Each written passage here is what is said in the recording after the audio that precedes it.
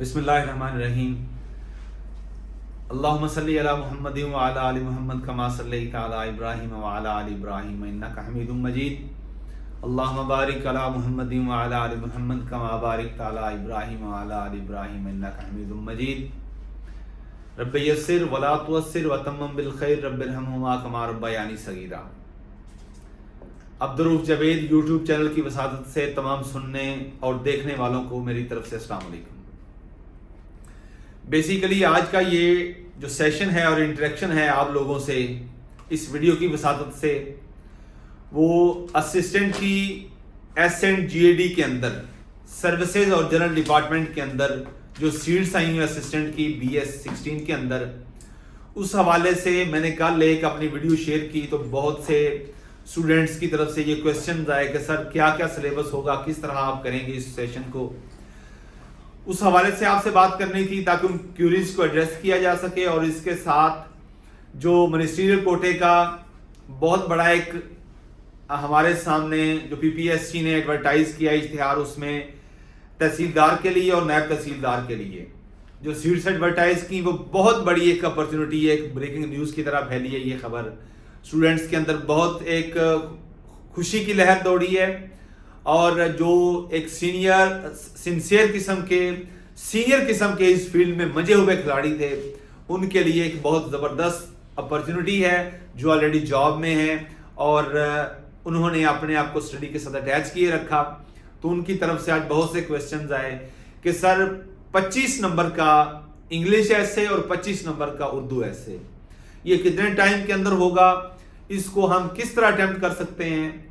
ये एक बहुत एक ट्रिकी किस्म का एक टास्क है जो हमें करना चाहिए। इस हवाले से आप बताएं हमें कि हम इसको किस तरह एड्रेस करें। तो ये दो टॉपिक्स हैं जिनके हवाले से मैं अभी आपके साथ बात करते हुए अपनी बात के सिलसिले को आगे बढ़ाऊंगा। सबसे पहले मैं असिस्टेंट की बात करता हूं। असिस्टेंट, जिस तरह मैंने बताया कि असिस्टेंट का हमारा नया बैच 25 तारीख से शुरू हो रहा है, तो हमने सबसे पहले इसमें ज्योग्राफी को टच करना है। ज्योग्राफी का हमारा पोर्शन इस तरह चलता है, हम साउथ अमेरिका को देखते हैं, नॉर्थ अमेरिका को देखते हैं, इसके सराउंडिंग्स में जो वाटर बॉडीज है उसको देखते हैं, नॉर्थ में क्या है, साउथ में क्या है, ईस्ट में क्या है, वेस्ट में क्या है। उस कॉन्टिनेंट के अंदर जो इंपॉर्टेंट कंट्रीज हैं और जो इंपॉर्टेंट ऑर्गेनाइजेशंस हैं, इंपॉर्टेंट ऑर्गेनाइजेशन को एक जनरल व्यू देते हैं हम, इसका हेडक्वार्टर कहाँ है, ये कब बनी, इसके फाउंडिंग मेंबर्स कितने थे और अब इसके मेंबर्स कितने हैं, इसके हेडक्वार्टर कहाँ है। अब जो उसके मेंबर्स होते हैं, अगर कोई की कंट्री है, बहुत इंपॉर्टेंट कंट्री है, उस कंट्री की बड़ी से है वर्ल्ड पॉलिटिक्स के अंदर, इकोनॉमिकली या अदरवाइज वो की रोल प्ले कर रहा है, तो हम फिर उस कंट्री का भी कच्चा छटा खोलते हैं। जिस तरह आज के लेक्चर में हमने जब GCC को देखा, गल्फ कोऑपरेशन काउंसिल को देखा, तो हमने उसमें जो कंट्रीज थे उसमें सऊदी अरब टॉप पे था, फिर UAE था, उसके अलावा कुवैत, फिर कतर, ये सारी जो कंट्रीज आए, बहरीन आया, ओमान आया, इन सब को जब हमने मेंबर कंट्रीज के तौर पर देख लिया तो हमने देखा कि अब इसमें जो चौकीदार नहीं, जो इसमें सबसे तगड़ा नंबरदारी वाला जो की कंट्री है वो कौन सा है। फिर हमने उसको निकाला, हमने UAE को निकाल लिया, 7 रियासतें देखी, पॉपुलेशन के एतबार से कौन सी सबसे बड़ी रियासत है, फुजारा है, उम्मुल कवैन है, रासुल खैमा है, शारजा है, दुबई है, अबू धाबी है, कौन सी है, वो हमने पॉपुलेशन के एतबार से भी देखी, हमने एरिया के एतबार से भी देखी। पॉपुलेशन के एतबार से हमने सबसे बड़ी देखी, पॉपुलेशन के एतबार से हमने सबसे छोटी देखी, एरिया के एतबार से हमने छोटी सबसे देखी, सबसे बड़ी देखी, हेडक्वार्टर कौन सा है, अब इनका आपस में किस किस तरह इंटरेक्शन है वो भी सारी देखी। ऐसे ही बड़ा कंट्री सऊदी अरब था। सऊदी अरब के टोटल प्रोविंसेस कितने हैं, 13 जिस तरह प्रोविंसेस हैं। मक्का सूबा है, मदीना सूबा है। मक्का सूबा के अंदर कौन कौन से बड़े शहर हैं, जद्दा, जिस तरह एक बड़ा कंफ्यूजन पाई जाती है, स्टूडेंट्स को ये नहीं पता होता जद्दा जो पोर्ट है ये किस सूबे के अंदर है, ये मक्का सूबे के अंदर है। ये बहुत एक इंपॉर्टेंट ऑब्जेक्टिव थी, बड़े स्टूडेंट्स गलत करके आए थे लास्ट पेपर में। तो ऐसे ही मदीना सूबा है, उसके कितने शहर हैं, सबसे गुंजानाबाद शहर कौन सा है, मदीना का सबसे गुंजानाबाद शहर कौन सा है, मक्का का सबसे, अब देखें मक्का बहुत गुंजानाबाद शहर है, लेकिन मक्का सूबे का सबसे गुंजानाबाद शहर हमारा जद्दा है।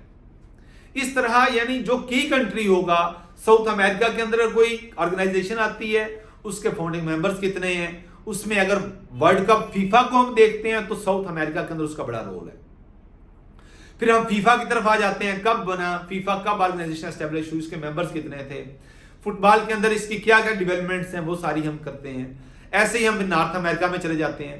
अब नॉर्थ अमेरिका की जब बात करें तो हमें 2 कंट्रीज नजर आते हैं, हमें कनाडा नजर आता है, हमें अमेरिका नजर आता है।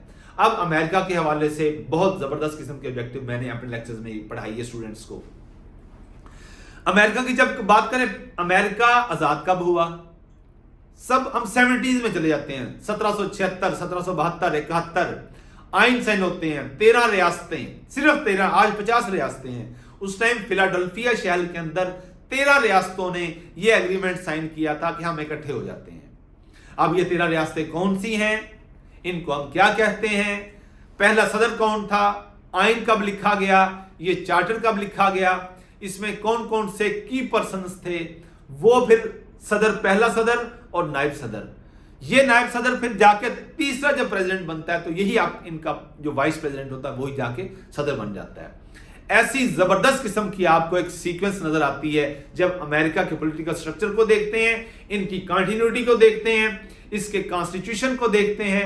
अब तक कितनी इसमें अमेंडमेंट्स हो चुकी हैं अमेरिकन कॉन्स्टिट्यूशन के अंदर, 27 लाइक में मिसाल देता हूं, आखिरी कब हुई, आखिरी क्या थी, ये सारी, पहला प्राइम मिनिस्टर, पहला सदर इनका कौन था, पहला वाइस इनका कौन था प्रेसिडेंट, अब कौन है, किस तरह है, किस रियासत से है, सबसे बड़ी स्टेट कौन सी है, सबसे छोटी स्टेट कौन सी है, कौन कौन सी वाटर बॉडीज टच करती हैं। ऐसे हम कनाडा की तरफ चले जाते हैं, ऐसे ही हम सारे कॉन्टिनेंट्स करते हैं। ये ज्योग्राफी को हम इस तरह टच करते हैं।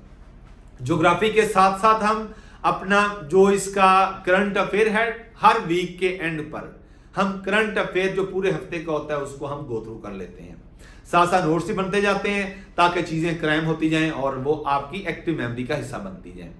ये करंट अफेयर भी साथ हो गया, आपकी ज्योग्राफी भी हो गई। ये हमने 20 दिन हमने सारे कॉन्टिनेंट्स को लेके चलना है और इसमें कंट्रीज को, जब मैं कंट्री की बात करता हूं मैं उसमें पहला प्रेसिडेंट, पहला प्राइम मिनिस्टर अगर है तो, आखिरी प्राइम मिनिस्टर, आखिरी प्रेसिडेंट अगर है तो, मौजूदा की बात कर रहा हूं। इसका कैपिटल क्या है, इसका सबसे बड़ा गुंजानाबाद मोस्ट पॉपुलर सिटी कौन सा है, इसके टोटल प्रोविंसेस कितने हैं, इसकी टोटल स्टेट्स कितनी है, आबादी के एतबार से सबसे बड़ा स्टेट या सूबा कौन सा है, एरिया के एतबार से सबसे बड़ा सूबा या रियासत कौन सी है, इसका कैपिटल क्या है, इसकी करेंसी क्या है, इसकी सी पोर्ट क्या है, इनकी एयरपोर्ट्स कौन कौन सी इंपॉर्टेंट है, इसकी सीक्रेट एजेंसी कौन सी इंपॉर्टेंट है, इसकी न्यूज़पेपर्स कौन कौन सी हैं। ये सारी चीजें आपको जब ज्योग्राफी पढ़ते हैं तो साथ साथ ये चीजें कवर हो जाती हैं, जिससे आपका पाक अफेयर भी तैयार हो जाता है जब हम पाकिस्तान की तरफ आते हैं।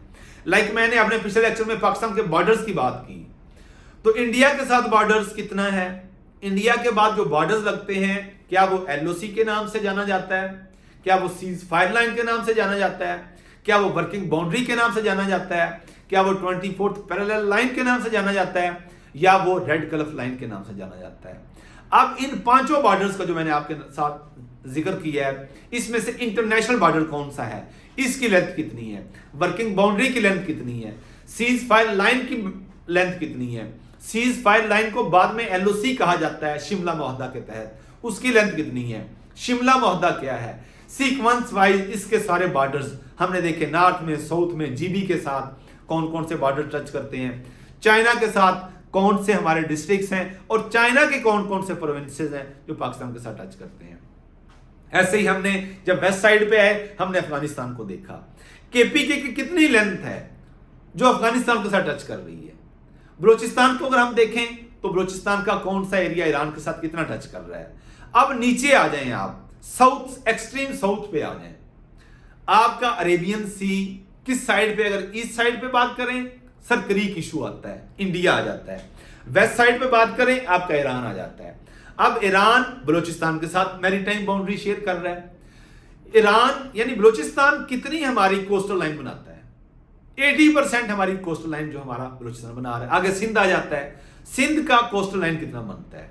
ये सारी चीजें आपको एक ही लेक्चर में, मैंने बहुत सी वीडियोस देखी हैं, आपको नजर नहीं आएंगी। लेकिन अगर दुरूद शरीफ पढ़ा, आपने दुरूद शरीफ को जारी रखा अपनी तैयारी के साथ, मेरे लेक्चर्स को आपने ज्वाइन किया, तो इंशाल्लाह आपको कामयाबी से दुनिया की कोई ताकत नहीं रोक सकती और कायनात का जर्रा जरा इंशाल्लाह दुरूद शरीफ की बरकत से आपके साथ आपकी फेवर में हरकत में आ जाएगा।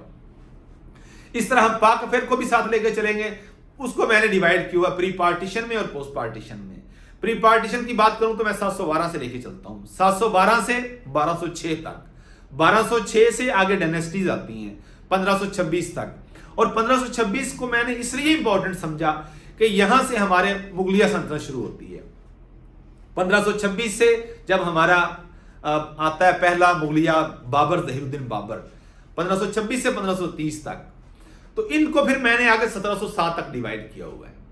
कितने मुगलिया खानदान के अंदर हुक्मरान आए, उसमें से बड़े कद का कौन सा था, उसका ड्यूरेशन कितना था, उसने क्या क्या दिया, उसका 1707 से फिर 1857 तक, 1857 से 1947 तक, 1947 यानी 1857 से 1947 तक, 1861, 1892, 1892 के बाद 1909, 1909 के बाद 1919, 1919 के बाद 1928, 1928 के बाद फिर 1935, 1935 के बाद फिर आपका 1946 का और 1947 का जो आपका एक्ट आता है।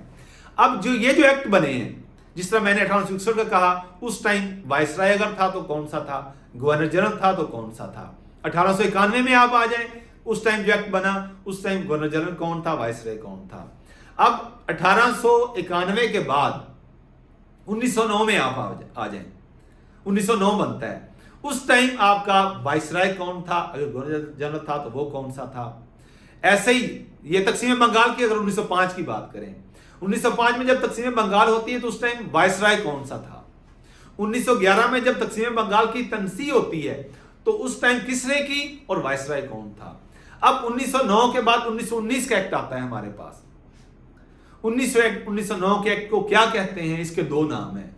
ऐसे 1909 के एक्ट के दो नाम हैं। उस टाइम वायसराय कौन था, उस टाइम कौन सा नंबर था उसका, वो 22वां था, वो 12वां था, वो 13वां था, क्या नंबर था। ऐसे 1928 में आ जाए, साइमन कमीशन आता है। साइमन कमीशन के बाद जब हम देखते हैं आगे 1935 का गवर्नमेंट ऑफ इंडिया एक्ट देखते हैं, उसमें कितने आर्टिकल्स हैं, उसमें कौन सा सिस्टम दिया गया है, डोमिनेंट स्टेटस है, डायरेक्टरी सिस्टम है, कौन सा सिस्टम है। ये 1935 का एक्ट नाफिजुल अमल कब होता है, 2 साल बाद जाके 1937 में होता है। अब यही जो इलेक्शंस होते हैं 1946 के, ये कौन से एक्ट के तहत होते हैं, ये 1935 के एक्ट के तहत होते हैं। मैं बेसिकली लॉ ग्रेजुएट हूं, तो इन एक्ट को एक क्रिटिकल एनालिसिस के साथ हम आपके साथ डिस्कस करते हैं। इस तरह हम प्री पार्टीशन, और जब 1947 के बाद फिर 1947 से 1956 तक, 56 में पहला कॉन्स्टिट्यूशन आता है, उसके बाद 1962 तक दूसरा कॉन्स्टिट्यूशन आ गया, 1962 से फिर आपको 1972 तक, 1972 में आपको 1973 का कॉन्स्टिट्यूशन आता है। 73 के कॉन्स्टिट्यूशन से 1998 तक मैं उसको तकसीम करता हूं। 1998 से मैं 2012 तक और 2012 से 2024 तक इसको डिवाइड करते हैं। ये हमारा पोस्ट पार्टीशन का भी 2024 तक पोर्शन आ जाता है। इस्लामियात के लिए मेरे 2 लेक्चर्स हैं। 2 लेक्चर्स के अंदर मुख्तलिफ बुक्स को स्टडी करके जो हमने बुक्स मटेरियल तैयार किया हुआ इस्लामियात का, वो आपके साथ शेयर करते हैं। ऐसे ही कंप्यूटर का सेक्शन है। असिस्टेंट के जो कैंडिडेट्स हैं उनके लिए ये बहुत इंपॉर्टेंट चीज़ है कि मैंने जितने भी असिस्टेंट के पास पेपर्स देखे हैं तो उनके लिए बाकी तो सारे पोर्शन इंपॉर्टेंट हैं, लेकिन जो कंप्यूटर का पोर्शन है वो बहुत इंपॉर्टेंट होगा। वो कलीदी रोल प्ले करेगा, की रोल प्ले करेगा, क्योंकि पास्ट पेपर में जो असिस्टेंट के पास्ट पेपर हैं उसमें 20 to 25 क्वेश्चंस वो कंप्यूटर से रिलेटेड पूछता है। So be careful while preparing yourself for the post of assistant.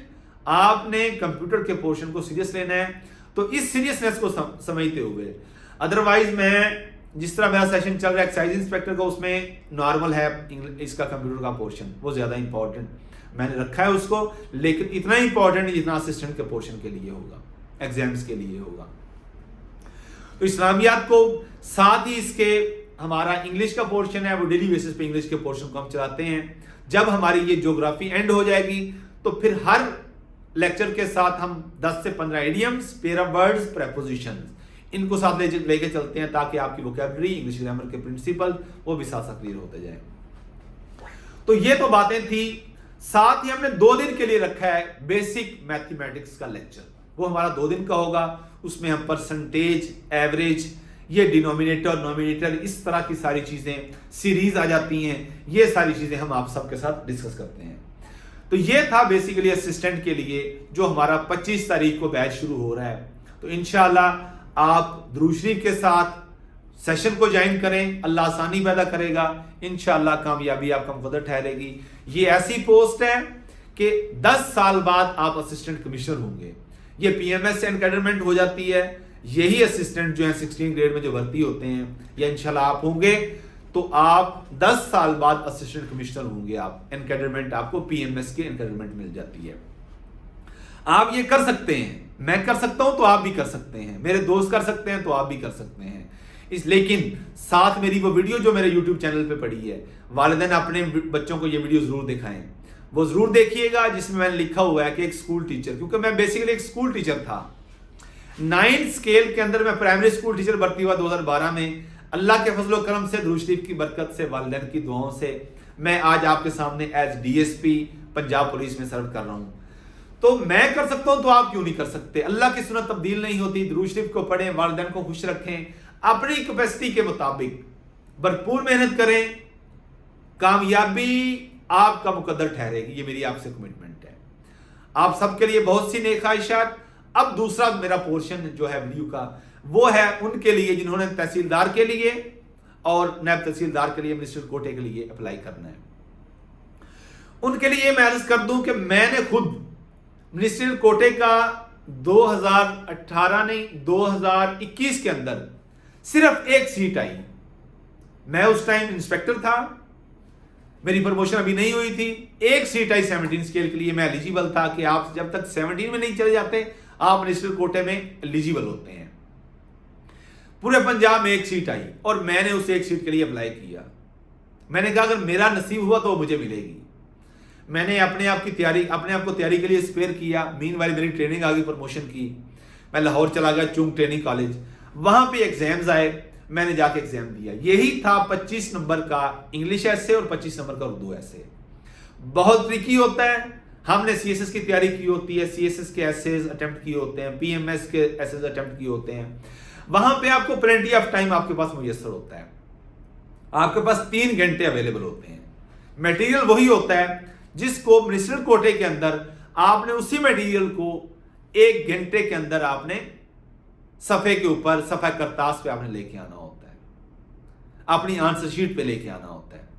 तो वही मटेरियल आपने सामने, ये भी है कि वहां तो 100 नंबर का वो था पेपर और 3 घंटे थे। यहां पे सिर्फ 25 नंबर हैं आपके और 1 घंटा है। ये बहुत एक ट्रिकी किस्म का आपके सामने टास्क होता है। तो आपने इंट्रो को किस तरह लेके चलना है, इंट्रोडक्शन आपका कैसे होगा और आपका कंक्लूजन कैसे होगा। 15 नंबर आपके इंट्रोडक्शन के और 15 नंबर के आपके कंक्लूजन के हो गए। आधा घंटा गुजर गया, 10 मिनट में आपने ब्रेनस्टॉर्मिंग की है। आपके 40 मिनट गुजर गया, 20 मिनट पीछे रह गए। 20 में से 5 मिनट निकाल दें, 15 मिनट आपके पास हैं जो आपने बॉडी को देने हैं। उसमें आपने उसकी किसी कोई टॉपिक आ जाता है, एनर्जी क्राइसिस इन पाकिस्तान आ जाता है। तो जब आप एनर्जी क्राइसिस की बात करते हैं तो सबसे पहले आप इंट्रो देते हैं कि एनर्जी क्राइसिस की क्या इंपॉर्टेंस है, इसकी वजह से क्या क्या मसाइल जन्म ले रहे हैं। तो उन मसाइल को अगर ये स्कीम हम फॉलो कर लें तो उन मसाइल से छुटकारा हासिल किया जा सकता है और उससे ये फायदा हो सकते हैं। ये आपका इंट्रो है। एक आपने हिट द टॉपिक डायरेक्टली। हमें यह सिखाया गया था कि जब आप इंट्रो की बात करते हैं, इंट्रोडक्शन आपने देना है, आपके पास 15 मिनट है।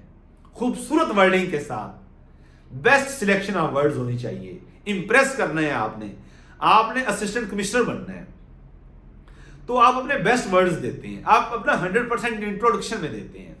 आपने ये मैंने आपने उसकी इंपॉर्टेंस बात की, एनर्जी क्राइसिस कितने इंपॉर्टेंस रखते हैं कि उसकी वजह से ये मसाइल बन रहे हैं जिसकी वजह से पाकिस्तान को ये नुकसान हो रहे हैं।